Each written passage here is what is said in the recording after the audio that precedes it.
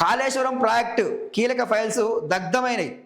Medigadda LNT office guest హౌస్లో అగ్ని ప్రమాదం.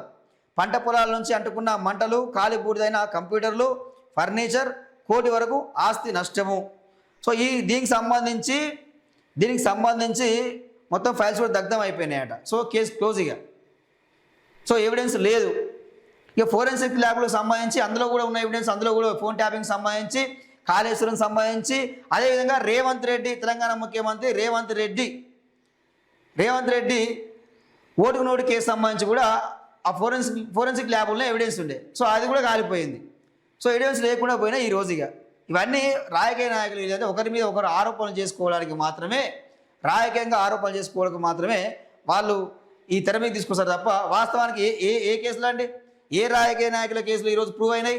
ఎవరికి శిక్ష పడ్డది? ఆరోపణలు మాత్రం ఉంటాయి, ఆధారాలు మాత్రం ఉండవు.